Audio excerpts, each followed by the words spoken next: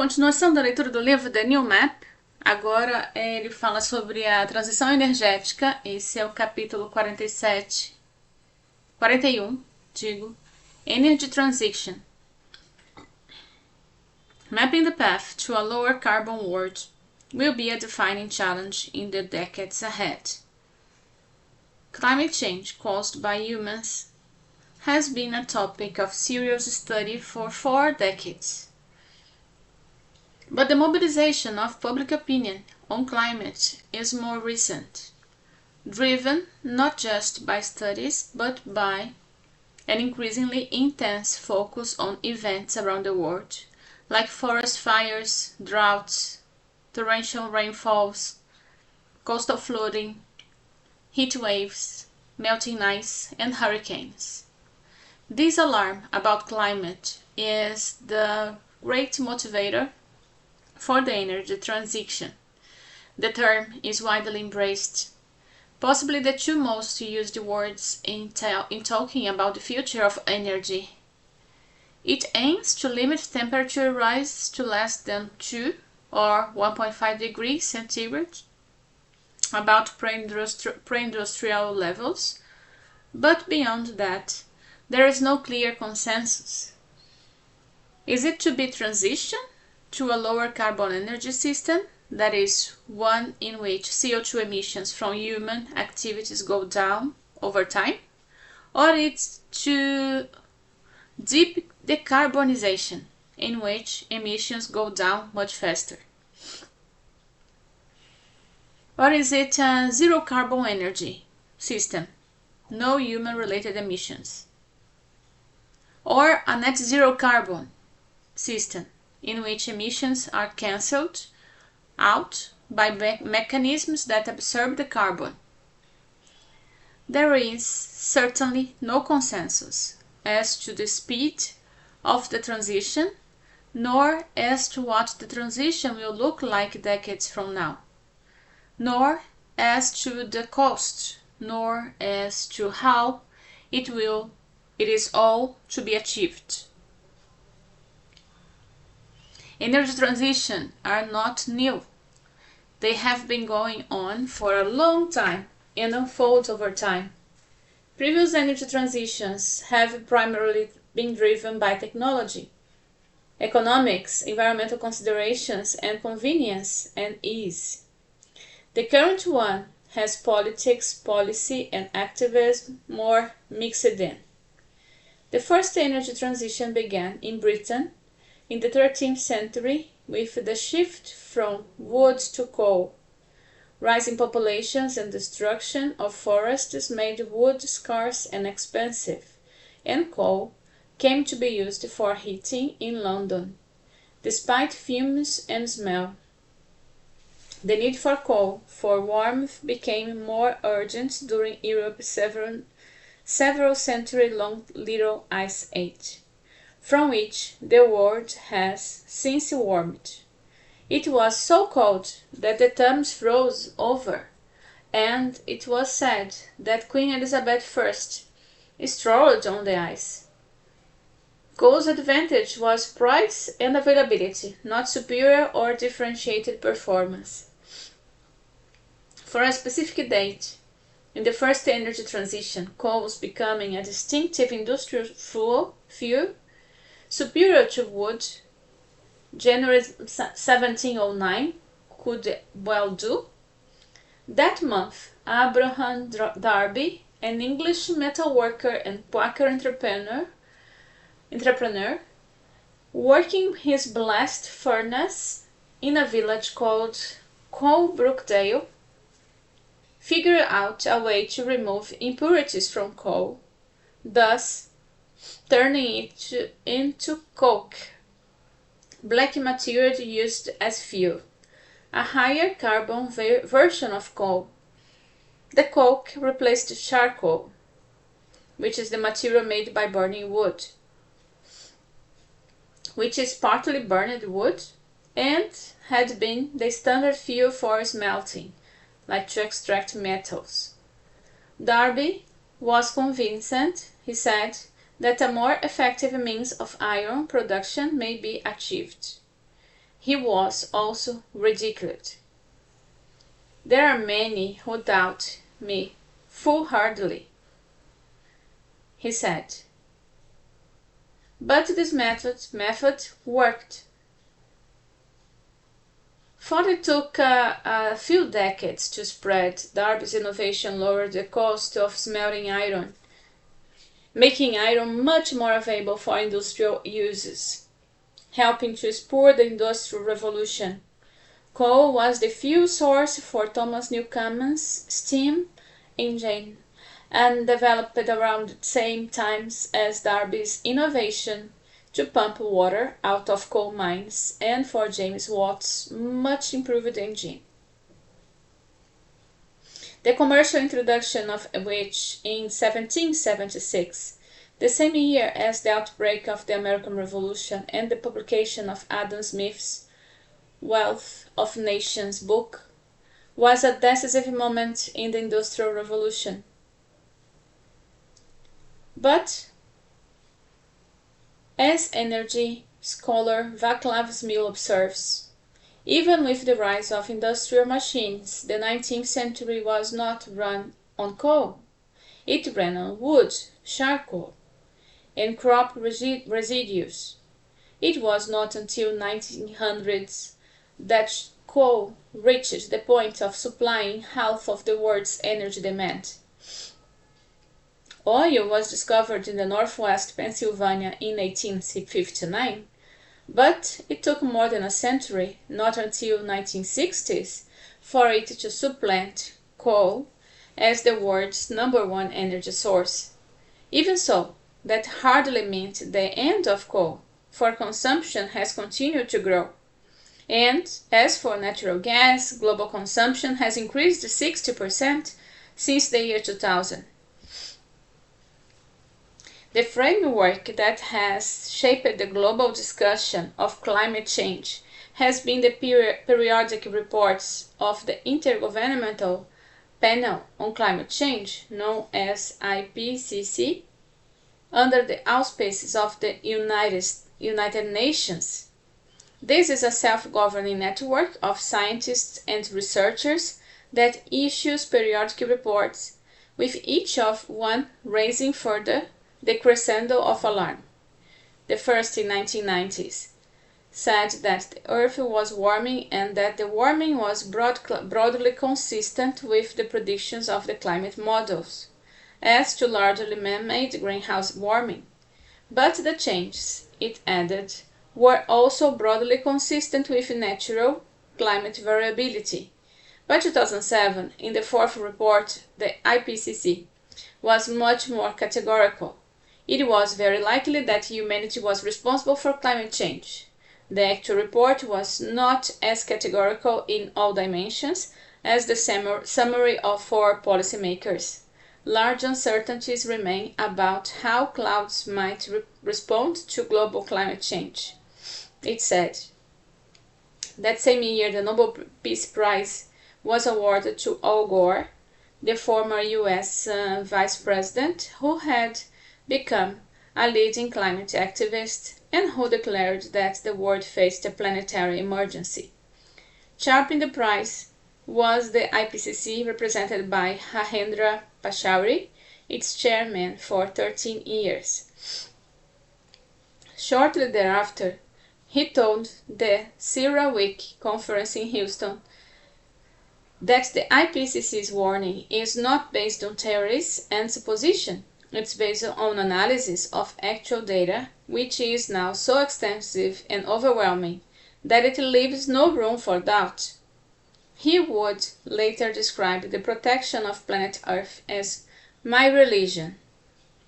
The fifth IPCC report, issued in 2014, was the starkest yet. Human influence on the climate system is clear, and emissions of greenhouse gases are the highest in history. Recent climate changes have had widespread impacts on human and natural systems. Warming of the climate system is unequivocal, and since the 1950s, many of the observed changes are unprecedented over decades to millennia. Some raised questions about aspects of the IPCC report, disagreements among the several dozen different models, observations about the frequencies of hurricanes and the rate of ocean rising, understanding of feedbacks, and underestimation of natural variability, but they were a distinct minority. The 2014 IPCC report set the stage for what was to unfold in Paris a year later, which would give a whole new import to energy transition and make it a central global topic.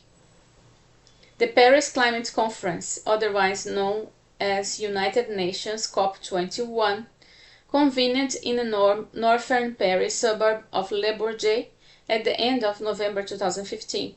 Just 2 weeks earlier, an ISIS jihadist assault had savaged the city, leaving 130 people dead and hundreds more injured. And so, security was now extremely tight, and 50,000 people descended on the French capital to debate climate policy. The organizers were determined that this meeting be decisive after the chaotic COP20 held in Copenhagen 6 years earlier, which then Secretary of State Hillary Clinton had at the time described as the worst meeting she had attended since 8th grade student council. The essential formula for avoiding another Copenhagen had really been set out in the Great Hall of the People in Tiananmen Square in Beijing a year earlier in 2014. The United States and China, together responsible for over 1/3 of global greenhouse gas emissions, had until then been adversaries on climate. China and other developing nations had asked why they should pay for all the emissions that the developed nations had been putting into the atmosphere for a century by restraining their own energy use and thus holding back their own development. But in November 2014, standing together in the Great Hall, Barack Obama and Xi Jinping announced the joint commitment that their two countries would adopt significant new measures to reduce emissions. But their respective commitments had different timelines. The United States, Obama promised it would reduce its CO2 by more than 25% in 2025 compared to 2005, much facilitated by increasing natural gas use in power generation. China's carbon emissions would continue to rise, peaking only by 2030. Altogether, representatives of 195 countries and the European Union, joined at various times by 150 leaders of countries, attended the Paris Conference, which began on November 30, 2015, to be followed by almost 2 weeks of arguing and grappling.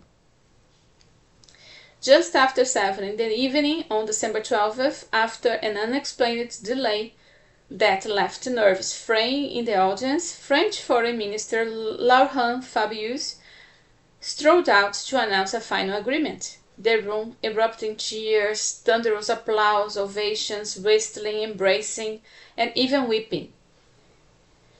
The United Nations Secretary General called it truly a historic moment. There was, he said, no plan B. What they had adopted was not a treaty, but rather a compact to take actions that were intended to prevent temperatures from rising to 2 degrees centigrade above pre-industrial levels in the century.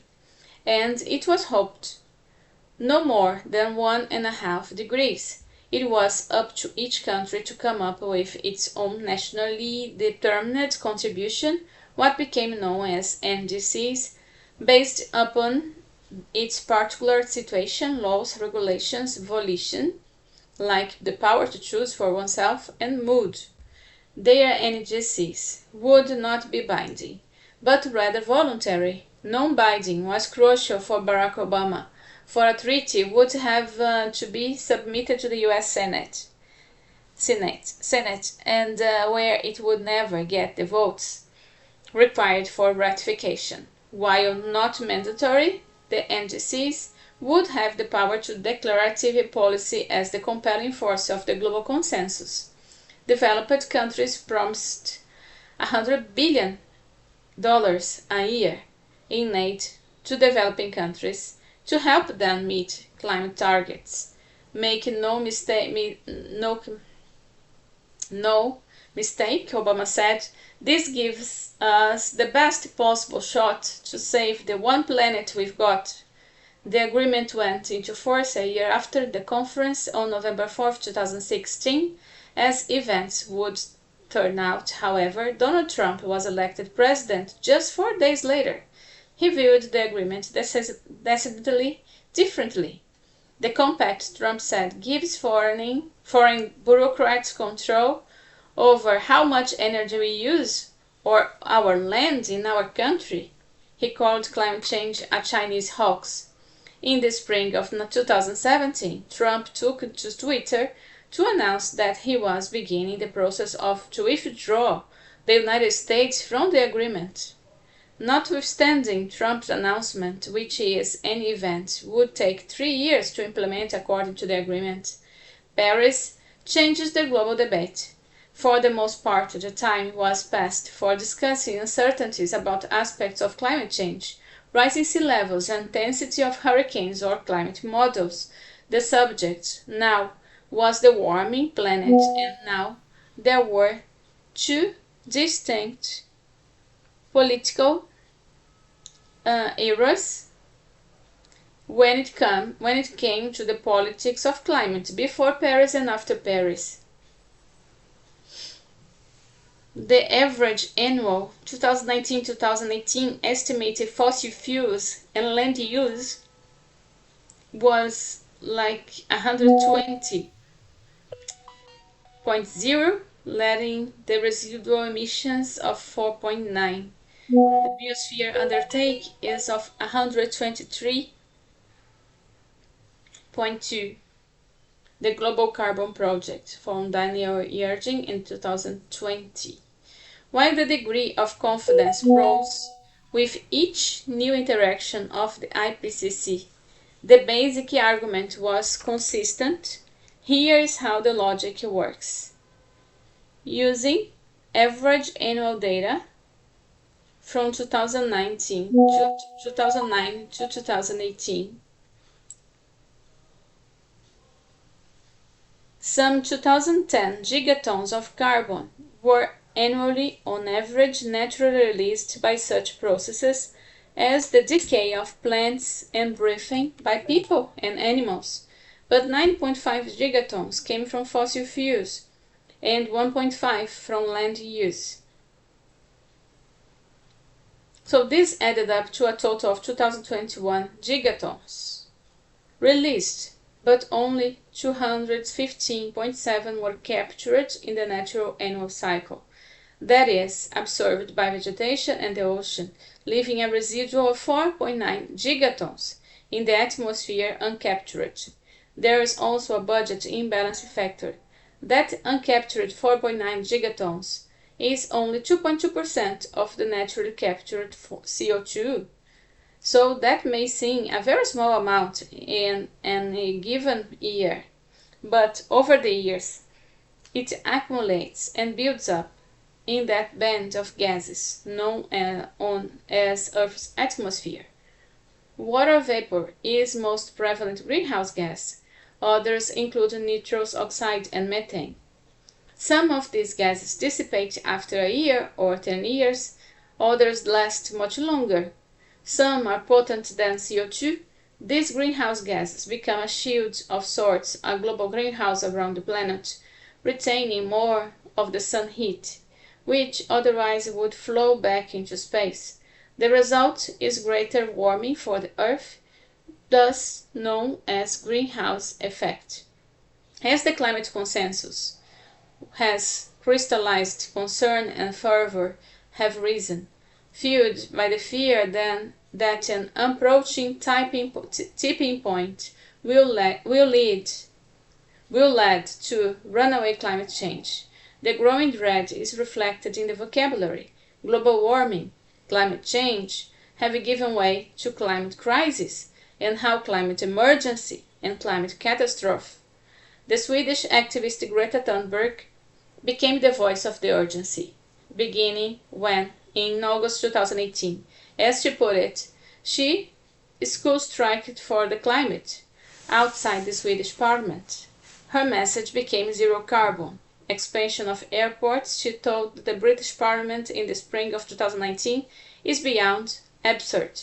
At the United Nations Climate Summit the following September, she said, "You have taken away my dreams and my childhood with your empty words," adding, "How dare you?" She warned that a new mass extinction loomed unless climate was quickly addressed. Not long after, she elaborated in a co-authored article her thinking as to the sources of the global warming: colonial, racist, and patriarchal systems of oppression have created and fueled the climate crisis, adding, "We need to dismantle them all." Finance and energy investment have become a new arena for climate.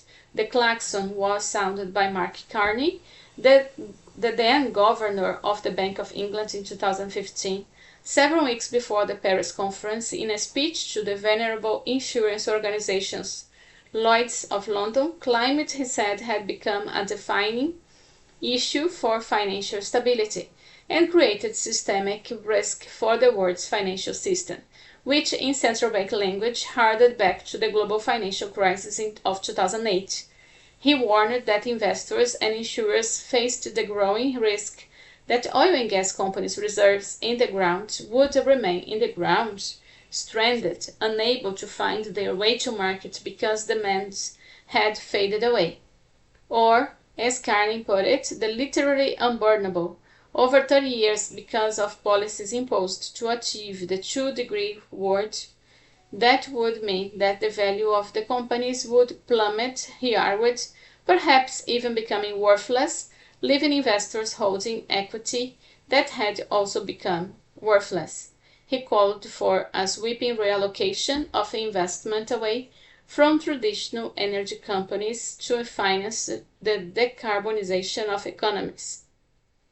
Some in response pointed out that companies' oil and gas reserves are not values over 30 years by investors, but only about 10 years. In any event, most of the world's oil and gas reserves are owned by national governments and not shareholders in British or the United States. Thereafter, the Financial Stability Board, whose members are central banks, focused on climate-related financial disclosure. That requires companies to disclose how their investments and strategies comport with achieving the objectives of the 2-degree world.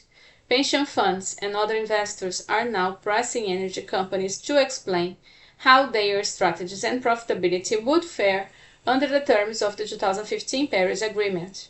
In his 2020 annual letter to CEOs, Larry Fink, head of BlackRock, the world's largest investment company, declared, "Climate change has become a defining factor in companies' long-term prospects, and that in the near future, and sooner than most anticipate, there will be a significant reallocation of capital." BlackRock said, "Will place sustainability at the center of the investment approach and will require companies to disclose climate-related risks." When BlackRock's $7.5 trillion under management speaks, companies listen. One example of the reallocation of capital is the worth of the green bonds. These provide financing for infrastructure related to renewables and infrastructure. From $50 billion issued in 2015, the total reached $257 billion in 2019. Divestment, the movement to get investors to sell their shares in energy companies and banks not to lend to them, is gaining momentum. There is also pushback. Microsoft founder Bill Gates, who is investing billions in seeking technology breakthroughs for lower carbon energy, has said divestment to date probably has reduced about 0 tons of emissions. Consumer demands still has to be met. There is no obvious way to people around the world can anytime soon dispose of their 1.4 billion cars that run on oil. And people will still need to heat and air conditioning their homes. There are other aspects as well. Dividends from the BP and Shell were funding 20% of all pensions in Britain. On many college campuses, divestment has become a contentious issue. One of the great traditions in American football is the game, Yale versus Harvard, which has been played since 1875. During halftime at the November 2019 game, hundreds of students carried the fight against climate change to the football fields, suddenly powering onto it delaying the second half. Their targets were the investment officers of Yale and Harvard, which they wanted to divest of their energy holdings. One student warned, life at Yale cannot go on as usual until Yale divests. Their particular ire was directed at Davis Swansea, the legendary head of the Yale Endowment, whose investment returns had, among the other things, financed the scholarships of many students. If we stopped producing fossil fuels today, we would all die. Swansea had recently said, we wouldn't have food, we wouldn't have transportation, we wouldn't have air conditioning, we wouldn't have clothes.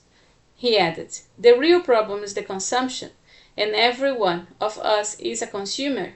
The president of another major university was surprised when told that the financial loss from divesting energy would be greater than the university's entire budget for the undergraduate scholarships.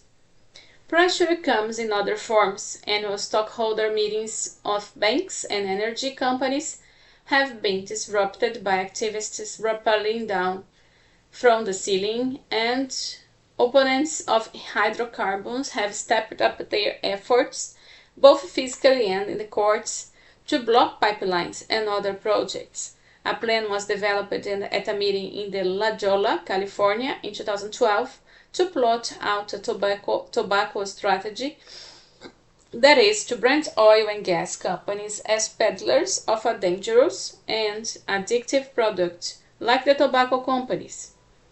The difference, of course, is that the tobacco is a habit, while oil and gas are enablers of modern life. This strategy has played out in the years since. In line with the spirit of La Jolla, the British newspaper The Guardian announced that, as a self-described climate campaigner, it would no longer accept advertising from oil and gas companies. It added, however, that it would have liked to accede to demands by Greenpeace and other readers that it also reject advertising from automobile and travel companies. But if it did so, it explained, it would be a severe financial blow that would force it to fire many of its journalists. But it did promise from there on it would no longer use the term climate crisis in its new columns. But now all references would be to climate emergency. Fighting climate change has now become a broad social movement, engaging people not only in terms of policy and business decisions, but also increasingly in their personal lives and sense of personal responsibility. In Britain, the Royal Shakespeare Company terminated a near 8-year gift from an oil company because it said of the strength of feeling among young people. Some people have become vegans so as to give up meat and dairy products from methane-producing cows, invoking fight shaming that has emerged in Scandinavia.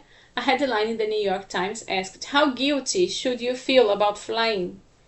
The answer seemed to be, if you did more than 6 flights a year.